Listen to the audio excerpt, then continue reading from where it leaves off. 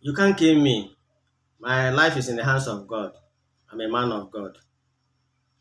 These were the exact statements made by Apostle Johnson Suleman, the General Overseer and Founder, President of the church Omega Fire Ministries. And this statement is coming after the assassination attempt on his life. Viewers, welcome to yet another interesting edition. I really appreciate you for watching my videos and sharing them, making them going viral, and also for being a subscriber to this channel. If you are just new to my corner, I implore you, please like the videos, share them, subscribe, and don't forget to hit the bell button so that each time I upload a video, you will be in the know. Now sit back, relax as I unfold the news in detail. Yes, Apostle Suleman just declared that he is very much aware. He knew the people behind the assassination attempt on his life. He said he knew them, those who were behind the assassination attempt on his life and his family and his convoy, an action that left 7 people dead, that he knew them. And he recanted that it didn't just start today. It didn't just start last Friday when with that attack. He looked back in retrospect and was able to say that this whole saga started around 2017. And that because he has been quiet about it, that is why the people still uh, had the impetus to unleash terror on his convoy. Let me pause while you hear from the horse's mouth. Since 2017, there are certain things that have been happening that I've been quiet about. Even if you are the most careless person on earth, you will not give yourself to so much scandals. There are things people don't know, even though 1 or 2 people along the line took advantage of that to just come out and say 1 or 2 things. But the reason I'm coming out to speak now is because they've done all that and discovered that I'm still moving on. They decided to make attempts on my life. I just escaped an assassination attempt where 7 people were killed. My car was attacked, opened fire on my car, and kept spraying it with bullets. My wife and my kids were there. The escort car with some police, they killed the policeman, they killed the other people, the other escort car, the buses with us. 7 people. We are all moving in a convoy. We are killed. People who did this are expecting me to come out, mention their names, so they'll come out and deny. I won't do that. But the truth of the matter is this: you can't kill me. My life is in the hand of God. I'm a man of God. And those who are among those attacking me, you are building on what you don't understand. You may have joined into the fora because you want to chase clout, but you don't know where the fight started from. There are things you don't understand. You don't have an idea of the beginning of what happened 2017. The people who are behind it. You may come and you are doing your own thing, but it's beyond what you are thinking. I'm alive. For those who have been calling and all that, I'm well. Family's fine. I feel bad for the lives that have been taken. We are mourning, but Jesus is Lord. And for all those who they killed, may their soul rest in peace. And for the young men who opened fire and kept wasting people, I won't take your life. But the seed that you sow, you will reap it. I want Nigerians to know that a coordinated lie swallows an uncoordinated truth. With time, the truth will come out. Welcome back, viewers. You have heard Apostle Johnson Suleman himself spoke. He said he knew those behind the assassination attack on his life. And that they're expecting him to mention them, that he won't mention their name. And this left me, confused and flabbergasted. Could it be that something has been fishing for a very long time? Could it be that how can the man of God stated, that he knew those behind, the assassination attempt on his life? So if he had known them before now, what step did he take? Why didn't he? Maybe there could have been threats upon threats on his life before the actual action of the assassination attempt on his life and those of the members of his family. Then what did he do? Why didn't he report to the law enforcement agent? What did he do? you know. So that is just by the way. Then another angle I want to, take this issue to is the angle of, those working with him. Now, from that very statement the apostle made, which means something has been happening. Probably he's not in good time with some certain persons. Probably must have stepped on people's toes. Probably a lot of things must have gone wrong. And for him to make that statement, it's as if he wasn't surprised with the attack. It's as if he has been expecting that something of that magnitude could have happened any day. So this calls for carefulness on the side of all his workers and church members, domestic workers precisely, those working closely with him. That calls for carefulness. Because with that statement, apparently something is happening somewhere. He's not in good time with some certain persons. But the reason, the cause is what I don't know. And that is what I believe also you don't know. So if I were you as the domestic workers, you really have to be very careful. In fact, following him about is a threat to your life because it's evident that some people are after his own life. So that is one angle of to this story.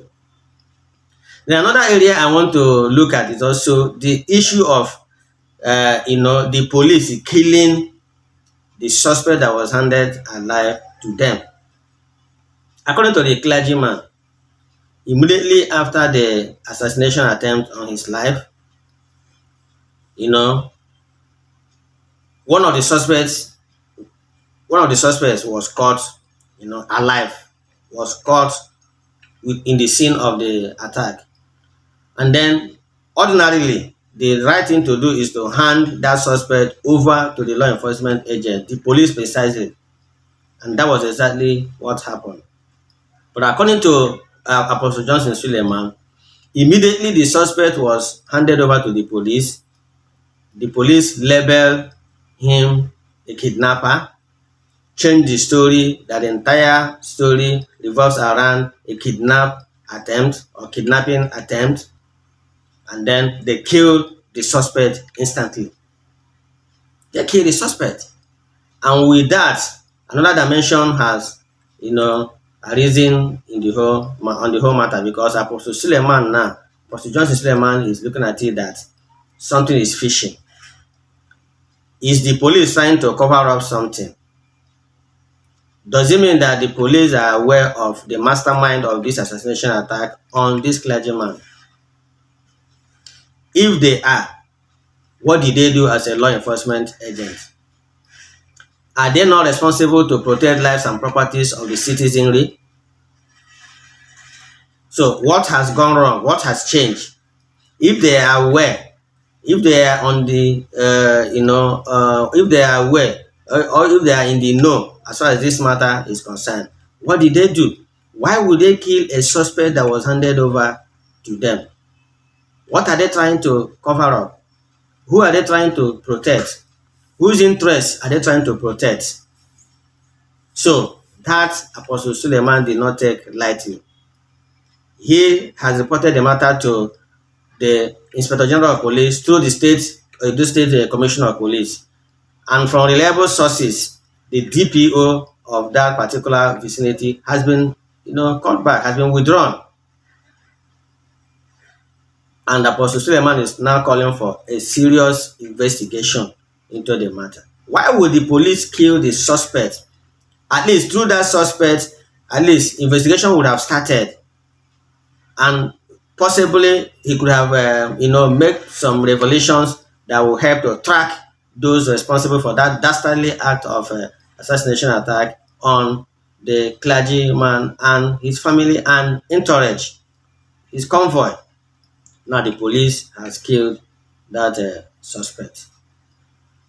What is wrong with the police system? What is wrong with the law enforcement agency? Why would they kill that particular suspect? So all these things put together is what I've brought your way. And my promise is that as news events continue to unfold, I pledge to let them come your way. I will put you in the know to know what is exactly happening. Now back to Apostle Suleman Johnson. This is a man who had been on the spotlight for some time now. You know, ranging from accusations of infidelity, especially from Nollywood actresses, a lot of controversies surrounding him and things like that. Every now and then, people coming up, especially ladies from the Nigerian Nollywood industry, pointing, accusing fingers and things like that. And like he said because they have seen that in spite of all these accusations and the efforts to run him down, that he still stand straight, stand erect, and stand focused. That is why they have devised another means, of trying to take his life.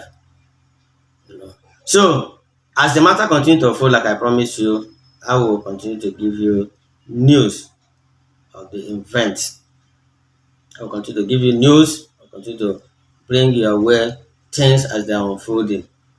So, like I said in my first video, especially concerning this attack on Apostle Suleman, I had said that I don't feel good myself because Apostle Suleman coming to declare that he came out of the attack unhurt. He's a man of God. His life is in the hands of God. Yes, I am not disputing that. He is a man of God. He is a mouthpiece of God, and God protects his own. But I want to say that his survival, as far as I'm concerned, is more to the bulletproof car that he was riding in. And I asked, why is it that that same bulletproof car could not be provided for his entourage, for those following him? They are not much. 2, 3 bulletproof cars would have done the business and would have saved lives. So, and that makes me, I am forced with that singular act to begin to analyze and look at how the great and mighty treat those that they view as lowly placed, the poor people, those in the lower class, in this country. It is not fair. What is good for you is also good for somebody else. As much as your life is precious to you, that is how somebody else's life is also precious to him or her. These people have families, and their death is a huge loss to their families, their wives and children, loved ones, siblings, relations. It's a huge loss to them. So please, let this be a let this be a turning point, to the class struggle that exists, that has happening in this country. You that is a rich man, without the poor man, you are nobody. Your joy and happiness derives from the fact that you can see the other person and know that you are bigger than him or her. You are greater, you are richer. That is what gives you pleasure and joy. But if you allow them to all perish, nobody serves you. Nobody will be at your beck and call. Nobody will take orders and instruction for you. So, concluding this episode, I am calling on you, Apostle Johnson Suleman, founder, president, general overseer of Omega Fire Ministries. It is not enough for you to state publicly that you know those who are behind the assassination attack on your life and you don't want to call them. What is that supposed to mean? Now, are you aiding and abetting crime? There was an assassination attempt on your life where 7 people lost their lives, and you're saying that you know those people and you don't want to call them. What is the meaning of that? What is that supposed to mean? So are you telling me that, God forbid, if any of your family member, direct family member, had lost his or her life, this is what you will say? Or is it because it affected others and it didn't just affect you directly? Apostle Johnson Suleman, since you stated boldly that you know those that were responsible for that attack, mention their names. Nigerians are waiting. The whole world is waiting. We want to know those people. We want to see those people. Mention their name, review them, so that from there the law enforcement agents will take up. They need to be arrested. They need to be taken to court. They need to be brought to book. You can't just cover that up. It doesn't make sense to me. Somebody is after your life. In fact, somebody attempted taking your life, and all you could say is that you know the person, you know them, you know the group, but I won't mention their name. What is that supposed to mean? Who mention their name? Because no member of your direct family, is involved in that or was assassinated. That is why you are saying that you don't want to mention their name. Mention their name, otherwise, you may be held responsible because you are aiding and abetting crime. Mention their name. And if you know any scores or anything you have to settle with them, then you do so. You can't just continue to endanger the lives of your domestic workers, those working with you. Because at the end of the day, they will be the one that will bear the brunt. At the end of the day, in all your movement, you will be either a bulletproof aircraft or a bulletproof vehicle, and then leave your workers and those following you about at the mercy of hoodlums or non-government, and attackers, assassins out there. So you have to mention their name. It is not enough for you to come with every amount of oratory to say that you know those who are responsible for the attempt on your life and that you won't mention them. I won't take that. If everybody takes that, I personally will not take that from you, Apostle Johnson Suleman. You must have to mention their name. You owe Nigeria a duty, or Nigerians a duty to mention those people's name. You owe the whole world a duty to mention their name, review their identity, call them out, let them be brought to book. By so doing, the spate or the level of insecurity in this country would have been reduced drastically, because if you abate them, if you cover them, there's a tendency that after they have made an attempt on your life, they will also make attempts on other people's life out there. So you have to mention the Apostle Suleiman. You have to mention these people. This matter will not be buried like that. You must have to mention these people. That will be all for now, viewers. Until I come your way next time, please like this video, share it, let it go viral. God bless you. Thank you.